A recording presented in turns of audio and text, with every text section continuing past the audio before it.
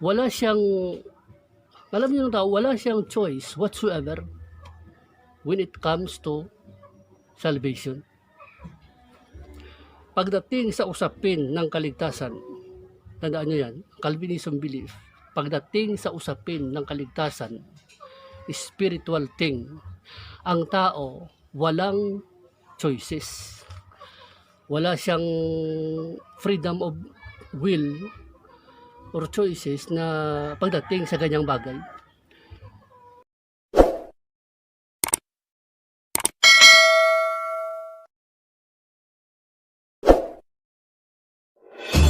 Ito isang pagsasalita ng katotohanan na may halong pag-ibig. Bring all the glory to God. Ito ang programa na kung saan mamumulat sana ang iyong mata sa isang katotohanan sa huling panahon.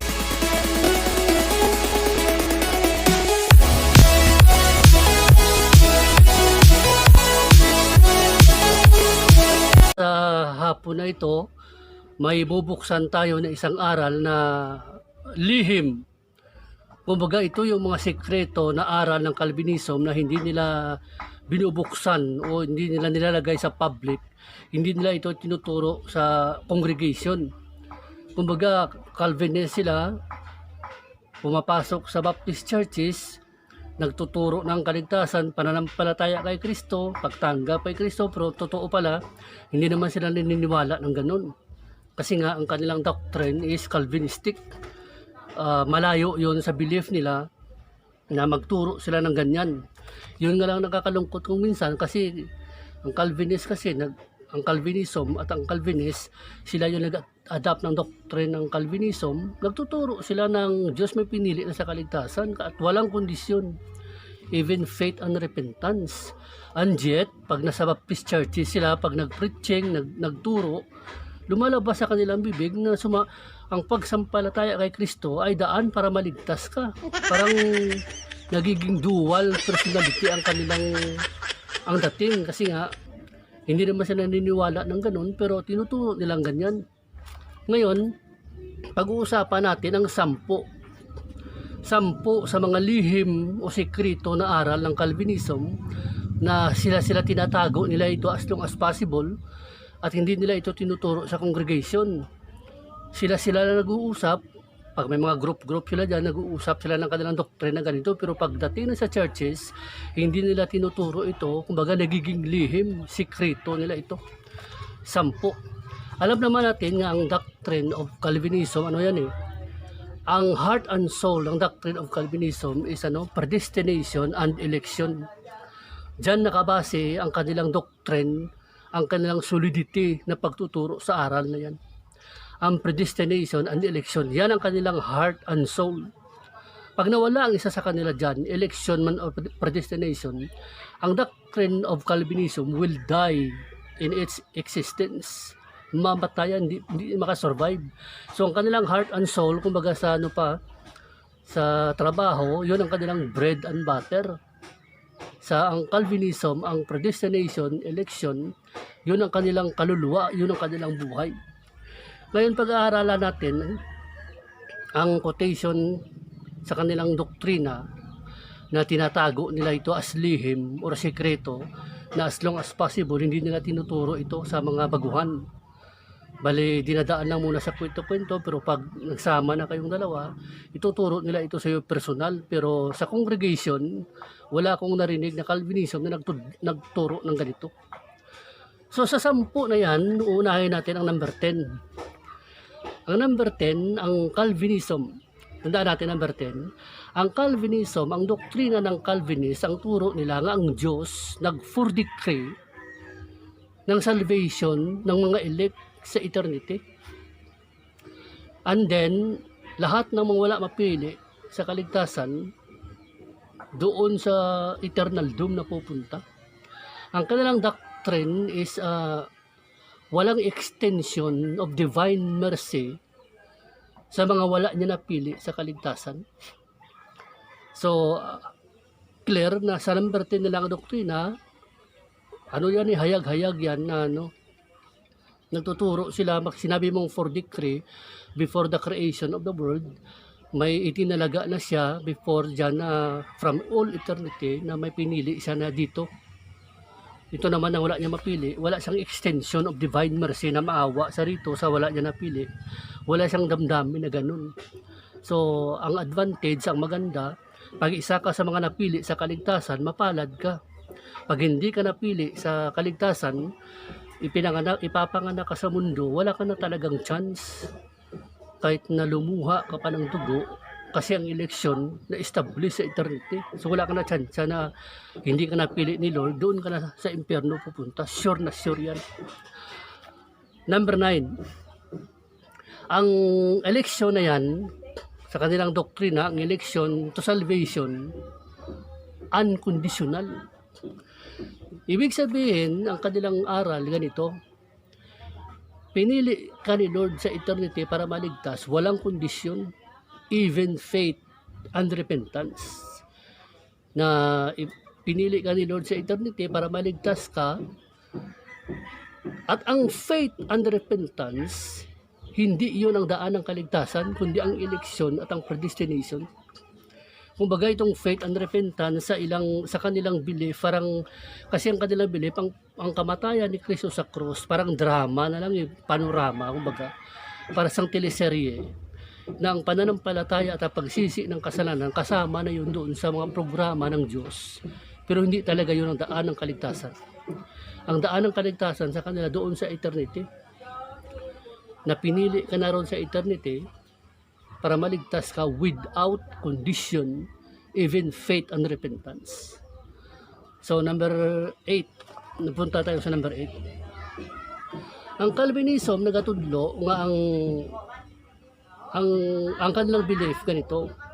Una, ang regeneration sa salvation.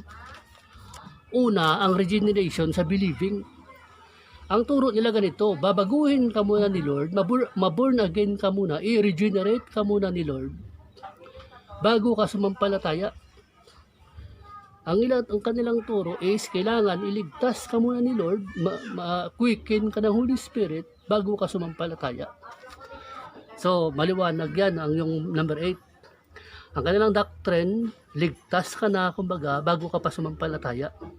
Born again ka na bago ka pa sumampalataya. So, ang salvation, hindi condition ang faith. Ang regeneration, holy works ng Diyos, at pati pananampalataya mo, resulta yan ng regeneration. So, una sa kanila ang born again, una ang saved, bago pa sa sumampalataya. Number 7.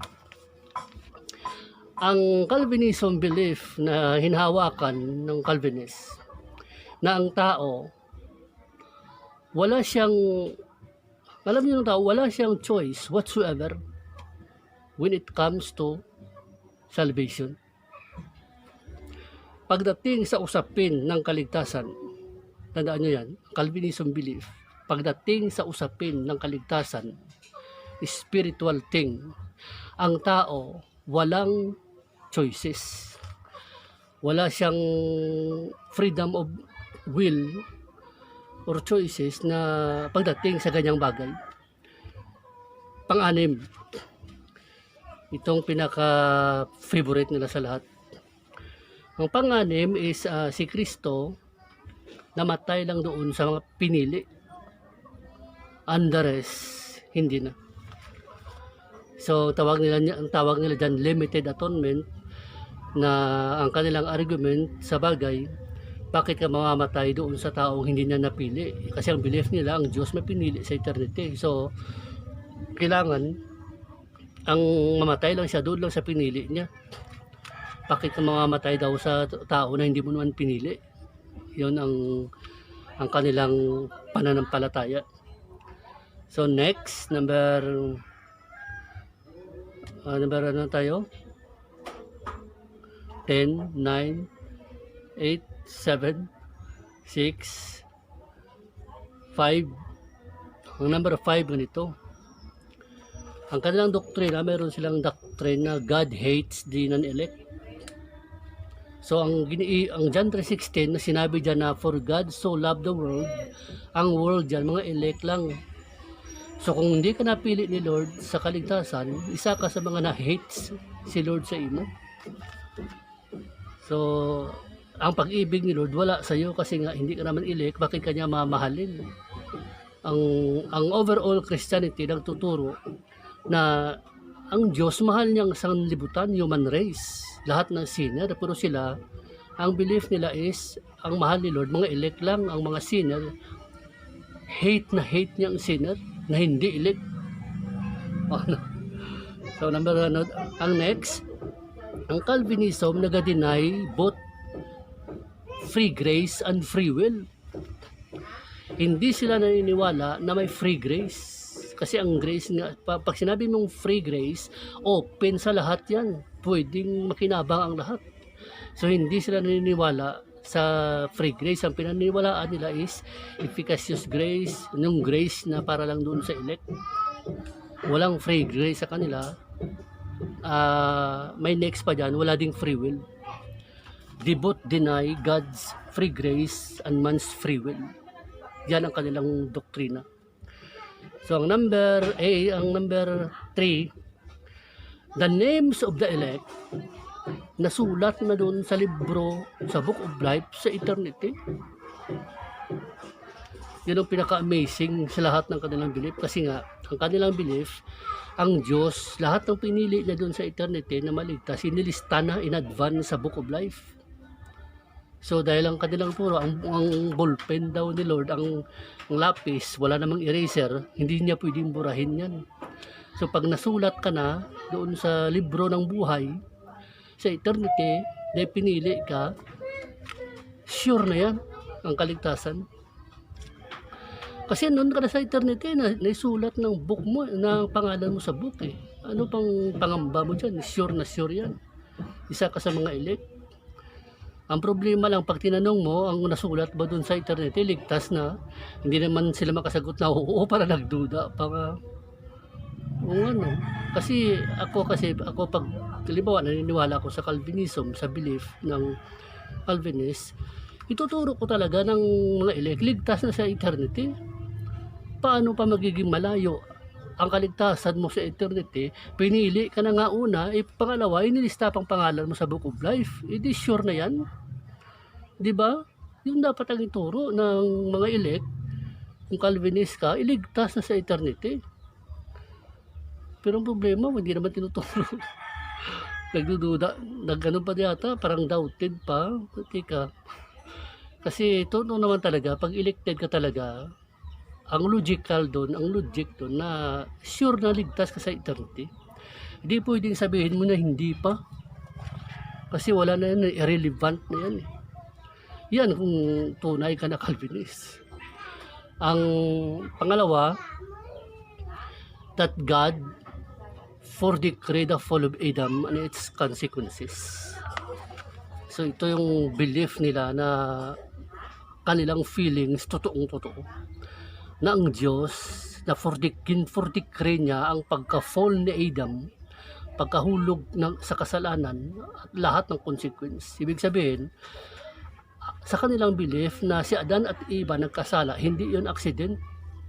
Hindi yon by art of temptation na natemplang tao kaya nagkasala. Pinlano ni Lord na magkasala si Adan at si Eva.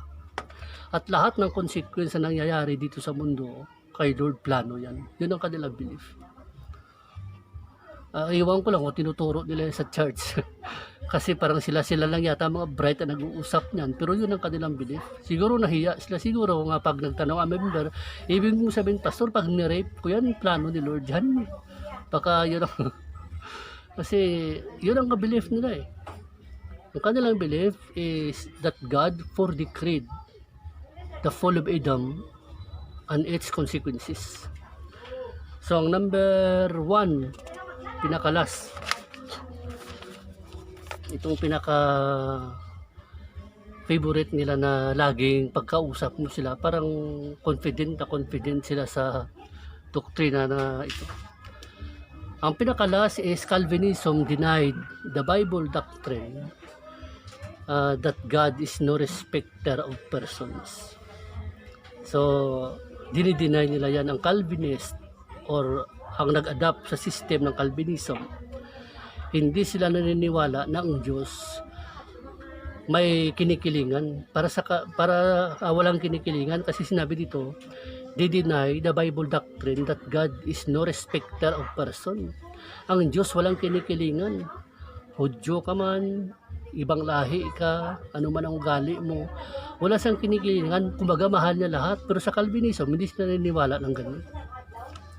Kasi para sa kanila, kung may pinili ang Diyos, hindi may kinikilingan siya. Yun ang kanilang concept. So, maraming salamat sa buli.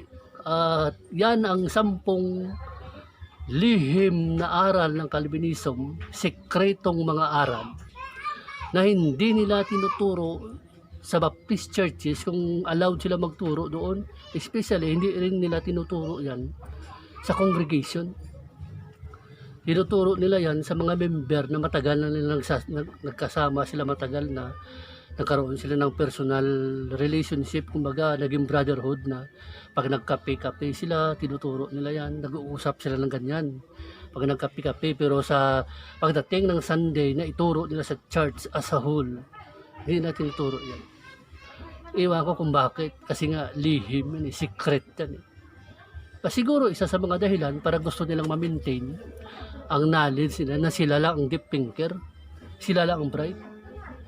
Hindi nila gustong i-share sa member yan para magiging magiging daan yon na ang member mas lalong tumingala sa kanila, mas lalo silang kilalanin, kasi nga sila lang nakakaalam ng malalalim na ito Ang member, hindi nila ina-allowed na malaman ng member.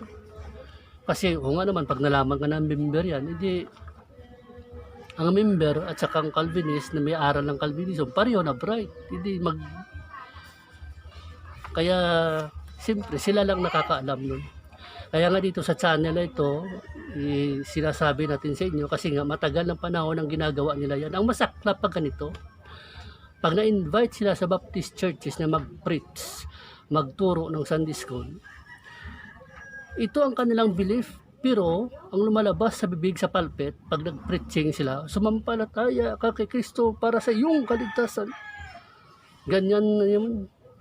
Kumbaga, niluluko mo ng sarili mo. Kasi hindi ka naman naniniwala ng gayon, tapos sasabihin mo yun. Kasi nga, naintindihan ko kung bakit ginagawa nilang ganon. Kasi nag-feeling Baptist sila. Kumbaga, kung sa Baptist churches sila, meron silang dual personality.